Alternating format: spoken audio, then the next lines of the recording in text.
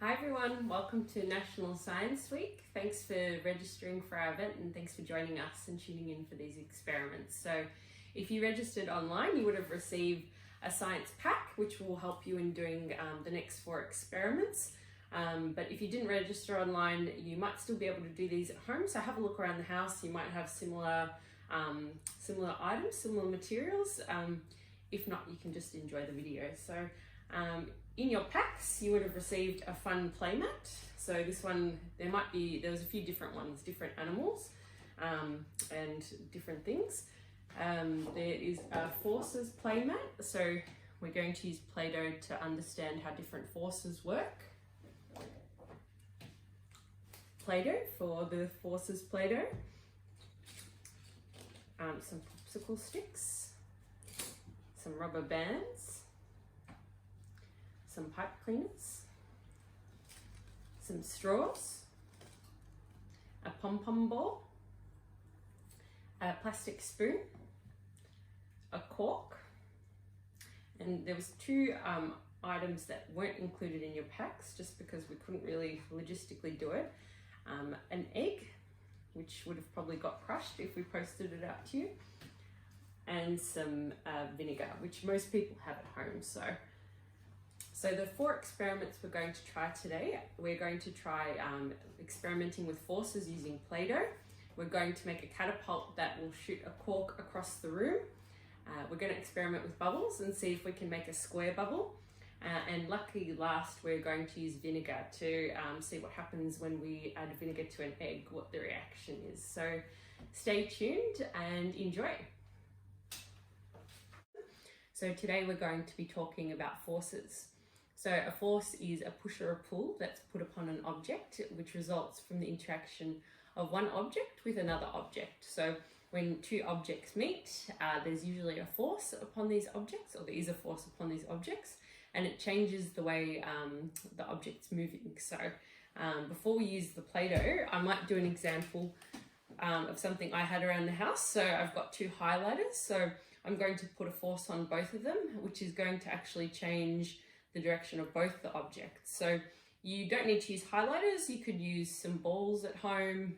If you have marbles, they'd probably be really good. Could use a lot of different things. If you have toilet rolls at home, you could try rolling your toilet rolls at each other and seeing what happens. So we're going to push both of these together and let's see what happens. So what happened there? Did they keep going straight? No, they didn't. So these 2 objects I had pushed together, and upon meeting, the force that was coming from both directions caused them both to stop moving, and they actually went in a totally different direction afterwards. So it changed the motion and the way the objects were moving because they both stopped as well. So if I kept pushing this across, it would just keep going across. But because I had the other object interact with it, it changed the motion of the object. So you could try that with a few different things. You could try maybe one heavy object and one light object and seeing what happens. These are the same size and weight roughly, so they pretty much had the same reaction. So it might be different when you try other objects at home. So in your packs, you got a few different things. So there's a sheet in there all about using force to change a shape using Play-Doh. So you're going to need that sheet. You're going to need your ball of Play-Doh, and then you're also going to need this sheet later. But first we're going to look at using force to change shape of an object. So let's have a go at using this sheet. So here's our Play-Doh mat, and we've got 1, 2, 3, 4, 5, 6, 7, 8 different types of forces that we're going to use to change the shape of these Play-Dohs. So I'll put a little bit of Play-Doh onto each of these, and we'll give each of the techniques a go. So I've run out of Play-Doh, so we're going to have to take some from somewhere else. So let's start with this one. This one is the squeezing. So squeezing is a push because we're putting the pressure on. We're sort of pushing down towards And let's see how it changes the shape. Oh, I've put some little grooves through this. Kind of looks like a crocodile or something like that. So that's one. And twisting is a push and a pull at the same time. So we might have to roll this out a little bit. So a push would be turning this way, and a pull will be turning the other way. So we're gonna twist it around and around. Oh, and mine's cracked. Oh no. So it's using the two different types of force. So next we'll try tearing. So I might have to flatten this one out a bit as well. Okay, so we're going to pull it this way. So we're going to do a pulling force. Let's have a look. Wow. Good job. And now rolling. So when we roll with our hands, we're pushing, but we're also pulling. So we're pushing and pulling back and forth. Ended up making a bit of a sausage here. There we go. So let's see what's next. How about we try to do cutting? So if we're pushing down, what do you think that is? I think that's a push chop. Didn't get very far, did I? But cutting can also be a push and a pull if you go backwards and forwards like a saw. There we go. I ended up chopping it with my hand. Kind of looks like a half love heart from upside down. Now we've got a stretch. Now it might be good to roll this out a little bit before you try, so it's easier to stretch. So let's see. We're going to use both hands to pull on either side. Pull, pull, pull. Oh, and it's broken into lots of little pieces. Kind of looks a bit like rabbit poo, those tiny little balls. Okay, and now we've got poking. So again, we might have to flatten this one out. So we'll do a bit of pushing and we'll poke with our fingers. Poke, poke, poke. And what do you think that is? We're doing a bit of a push. Looks a bit like a turtle shell. And lucky last, we've got squashing. So we might roll this up into a ball. So rolling, rolling, rolling, rolling. So we've got a little ball here. And then 5, 4, 3, 2, 1, push. Oops, nearly dropped my camera. There we go. Good job. So here are all the different examples of force that we've tried. So have a go at those at home and see how you go. So that was a bit of fun. I hope you learnt a few things using this Play-Doh mat. Now for a little bit of fun. So you would have got one of these sheets in your pack as well. It might not be the exact same one. We had a variety of sheets. So some were body parts. I think there were some insects, lots of different themed sheets. This one's got 3 little pots on it and it says what is growing in your pots. So we're going to create some things that are growing out of the pots. So you can use all those techniques that we learnt before. So here I'm tearing off a little bit of Play-Doh. So that's a bit of a pull. And what should I put in these pots? Maybe I'll do some flowers. So I might use the rolling technique that we learnt earlier. So it makes a bit of a sausage, but that's going to be the stem of the flower. So I'm going to tear again. And then I'm going to do a bit of squashing to make some leaves. Squash, squash, squash. I'm trying to bend it into shape a little bit. And maybe I'll do a tulip. So I'll have to squash a little bit and then I'm going to have to push to make a little bit of a shape here of a tulip. So tulips usually have 3 points. Let's have a look. It's not a perfect tulip, but it's close enough. So there's my little tulip flower. You could do a few different things. Maybe we could do like a little beanstalk. So I'll roll again. Maybe you roll it even longer. So a really long sausage to stick down. And we can do some little bean shapes. So I'm going to do a bit more squashing here to do some little beans. squash, squash. There we go. There we go. It's not looking too bad. Okay, here we go. So I've done a flower and a bit of a plant here, you can see. So I used some squashing, some tearing, some pulling techniques, lots of different techniques there, using different forces. So have a go and see what you can do, and have a think about all the different forces that you're using when you're at home every day. So when you open or close your door, you're using a force, you're using a push or a pull. If you've started learning how to ride a bike, you might be doing some pushing on your pedals, and when you slam on the brakes, sometimes you have to push backwards. So those are a few different forces that you're using. I'm sure there's plenty more that you can think of. So have a chat with your mum and dad when you're at home today and ask them if they know any forces. Maybe they might surprise you with some different forces. Have a good day, and hope you enjoyed our special Science Week presentation. Thanks, bye.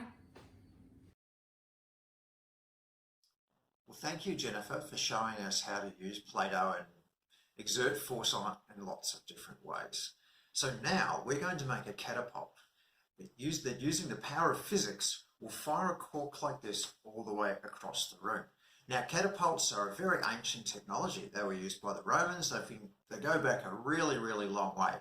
We'll show you a photo of one of the Roman ones now. Now, a catapult like that, which was called the mangonel, could fire an 80 kilogram weight up to 500 meters. Obviously, we're not going to be putting me into the catapult and firing me. We're going to be doing a smaller one today. Today, I also have a special guest who will be helping me out with making my catapult, and that's my friend Cosmo, who's here. Cosmo is going to be observing today, aren't you, buddy? Anyway, so taking the things from your pack that you'll need to make your catapult, we have them all here. So if you come in closer, I'll show you. We've got our popsicle sticks, we've got our cork, our pom-pom, we've got rubber bands, and we've got a spoon. I've actually got a spork, you'll have a spoon. It ends up working out the same way. You'll also need a pair of scissors if you've got one at home, or a Stanley knife. If you're going to use a Stanley knife though, get mum and dad to help. So the first thing we need to do is take 6 of our popsicle sticks, make them into a neat little stack like that. Get one of your rubber bands and wrap it round the ends like so. So you should have a nice tight little bundle of sticks like that. Now grab 2 of these other popsicle sticks, and we need to put them together like this, and we need to cut 2 little notches in the same spot. So we just cut a little notch in each one. It only has to be very small. It's a little bit hard to do, so you might need help from mum and dad. Don't be afraid to give them a yell if you do need some help. So you need a little notch in there. It doesn't have to be big, that's fine. Just so that your rubber band will stick in there and won't fall out. So scrape that off. When you're done with each one, it should look a little bit like that. You can see it's got little marks. So we need those to line up. So let's see on this one where they are. So about there. And we'll do the same thing on each side, like that.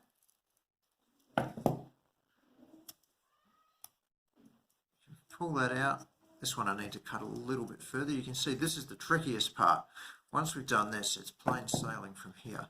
So we put those together, and you can see we've got little marks like that. Now that's where your rubber bands will go, that will provide the elastic force and the energy for your catapult to work. Okay, so take the first stick, and you need to get it into the pile of sticks here in between the bottom 2. So this can also be a little bit tricky.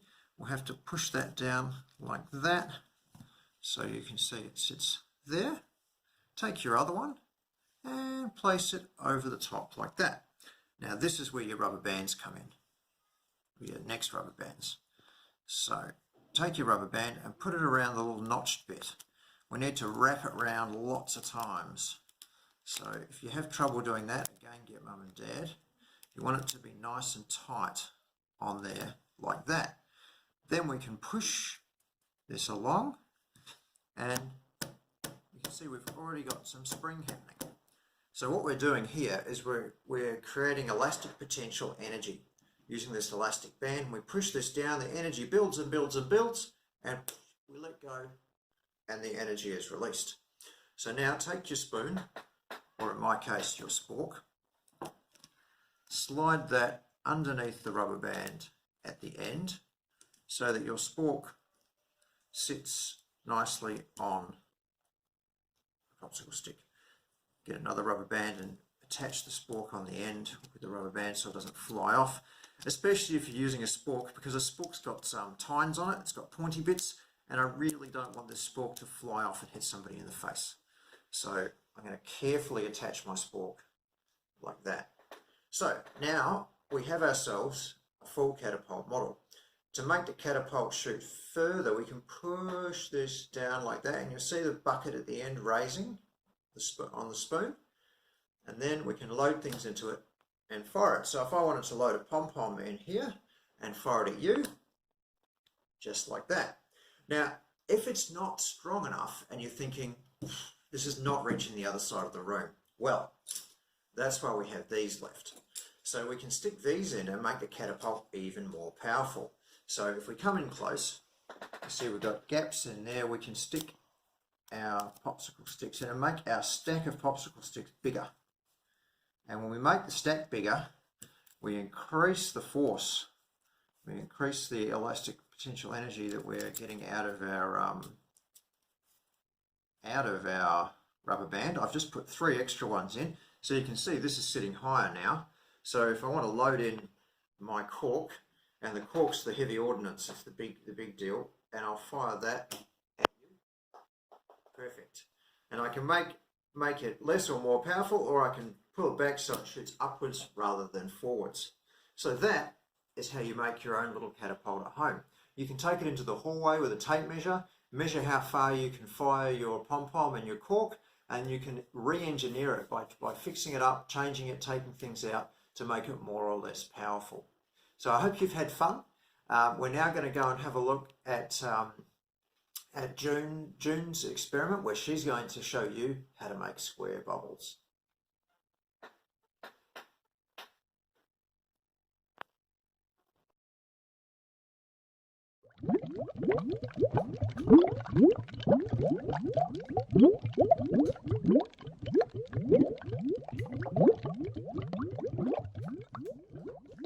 Hi everyone, I'm June from Brimbank Libraries, and I've been watching these beluga whales blowing some amazing bubbles.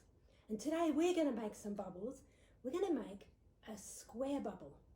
So I'll be back in a minute to show you how.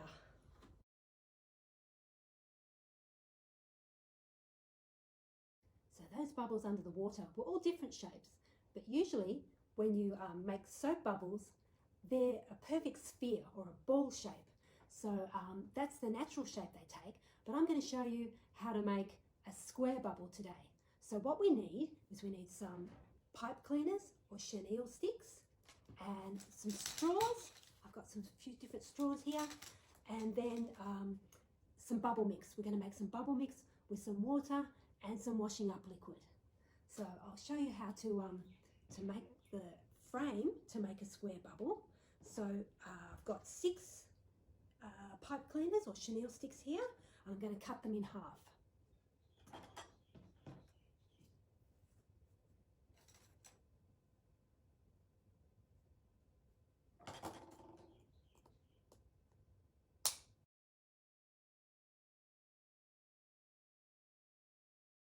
So what I'm making with the chenille sticks and the straws is a bubble maker that's going to be in the shape of a cube. So that cube shaped bubble maker is going to make square bubbles. So to start with, I have to make some triangle shapes. So that's my first triangle shape. So to do that, we just need to twist them together at the ends here. So twist them around each other at the ends, just like that. And then just be careful because they can be a bit pointy on the end, so just make sure you don't hurt yourself. So there's another one. And I'll keep doing that with the other 6 I've got left.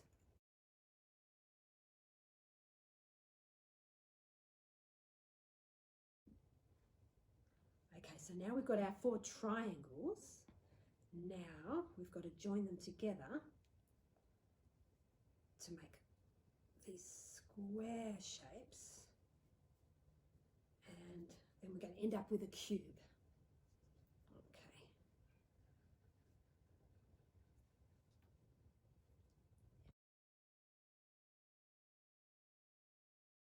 Them together as a cube now, the triangles. You just might have to trim some of the chenille sticks a little bit. They're just a little bit too long, but you can trim them off after. Just like that. There we go. So there we go. It's a cube. Almost a cube. So the next thing we're going to do is make our bubble mix. So I've got about 2 litres of water here, and you need about 2 tablespoons of washing up liquid. That'll probably do the trick. So add that to the water. There's one, and another one.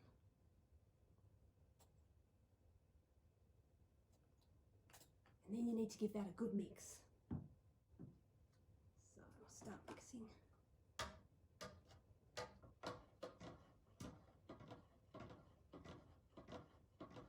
Apparently, the bubble mix gets better if you leave it overnight. So if you can do that, that might be a good idea. But we're just going to try ours straight away and see how it goes.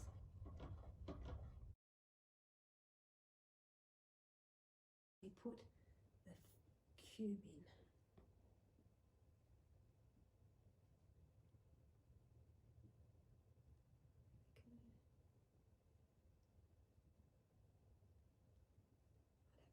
Move it around, give it a bit of a shake to get the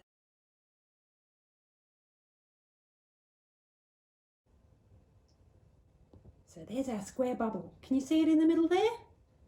Oh, it just popped.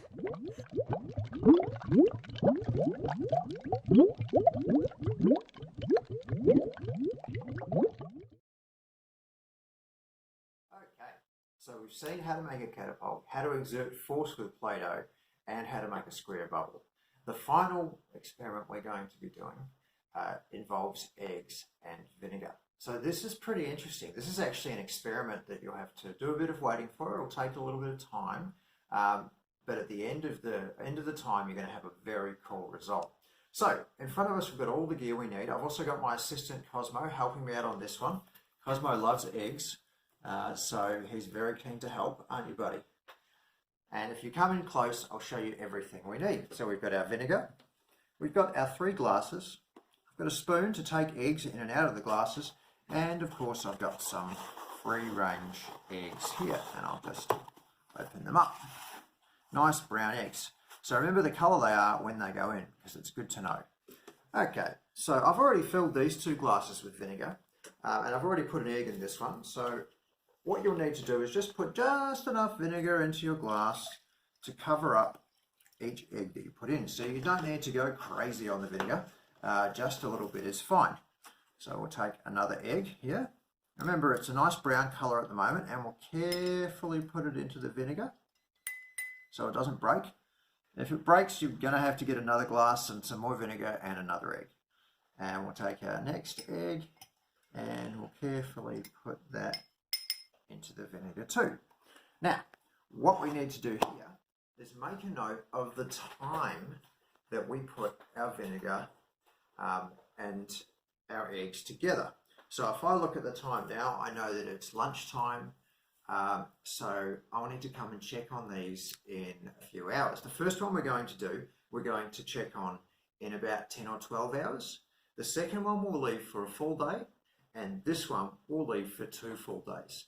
And at the end of the process, we should have an egg with no shell that we can bounce outside like a ball. And the reason that happens is because vinegar is an acid and the eggs have shells that are made of calcium carbonate.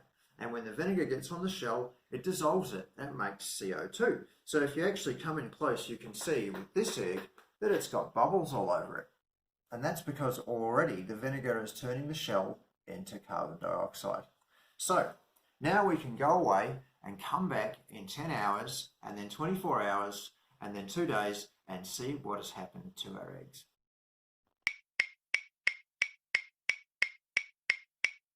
Okay, so it's been 12 hours already. Cosmo's still asleep. And I'm going to check on our first egg. So this egg has been sitting in vinegar now for 12 hours. And let's have a close look at it. Oh, look at the brown shell. It's all weird. It's all white there. And it's, if I rub my finger on it, you can see it's almost rubbing out the colour of the brown. That's because the vinegar has eaten away at the shell on the outside. And we're getting to see the inner white layer. Very interesting. So we'll put this one back in and we'll come and check on the others in another 12 hours. So it will have been a full day that they've been in the vinegar by then.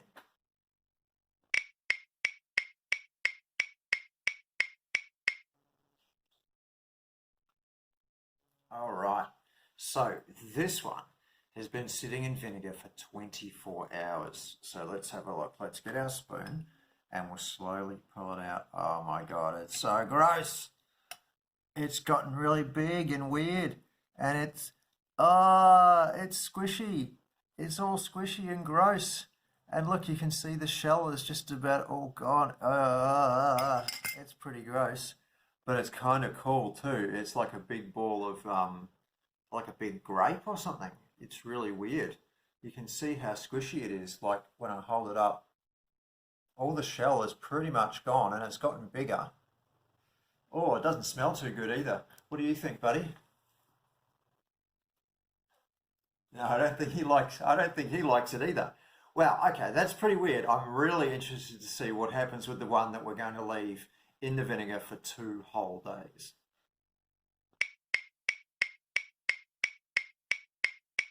It's been another 24 hours. So our final egg has been sitting in the vinegar now for 2 whole days. So in a second, let's take a look at it and see what's happened. Firstly, if you're wondering though, Cosmo is still in the same position. He basically lives here, don't you, buddy? Anyway, he's not paying much attention, so we'll get back to things. Grab your spoon, put it into your glass, and gently pull your egg out. And oh wow, oh mine looks super, super weird. Look at the size of it now. It's gotten really big. We'll compare it to a normal sized egg, and you can see it's blown up quite a lot. All the brown's pretty much gone. And you can see if you look closely that parts of it are translucent, which is another word for see-through. And you can almost see the yolk in the middle, kind of an orangey brown bit. And the reason that it's filled up like this and gotten so much bigger is that the egg skin is porous and it's absorbed some water. Porous means there are little holes in it. It's absorbed some water and gotten bigger. So if you squeeze it, you can see it's almost like a little bouncy ball. And what do you do with a bouncy ball? Obviously, you see how much you can bounce it. So that's exactly what we're going to do. But before we do that, I recommend that you don't bounce your egg anywhere where you're worried about things getting dirty. Not in the kitchen, probably not in the bathroom, definitely not on your parents' bed, and probably not on your bed either, because there's a good chance that when we drop this from too high a height, it's just going to explode and send egg everywhere. Anyway, let's go outside and see how it bounces. All right, so here we are outside with our vinegared egg, ready to see how much it'll bounce. Okay, so you can see this is pretty squishy, so I'm pretty excited to see how it's going to bounce. Come in closely and we'll take a look. All right, start really low because I'm not sure whether it's going to explode on me. Oh wow, it's like a little rubber bouncy ball. It's really bouncy and squishy. I'll go a little higher. Oh, it's still fine. Ha! Look at this. This is amazing. All right, a little higher. It's still going. Oh, well, it's getting away from me. Okay, we're going to have to go up a little bit higher. But remember, the higher we go, the more likely that we're going to get egg exploding all over us. So we're going to have to be careful. So I'll go a little higher. Ah, okay, and it's done. Come in closely and we'll take a look at what's left. So you can see we've got the shell or the inner layer, the membrane of the egg. If you ever eat a boiled egg, sometimes you'll see this underneath the eggshell, and it's gotten really tough. Like it's quite hard to break. It's almost like leather from soaking in the vinegar, and that was what was keeping all this liquid, because the egg's still pretty much the same inside, but it was keeping all the liquid in as it's absorbed it. So that's how bouncy an egg can get when you've soaked it in vinegar. I hope you guys have had a lot of fun. I hope you haven't made too much mess, and I hope you've enjoyed our little egg experiment, as well as the Play-Doh activity, the square bubbles, and the Catapult activity as well. I hope you have a great Science Week, and we look forward to seeing you soon. I can't believe I got up for this. What a waste of an egg. I'm going back to bed.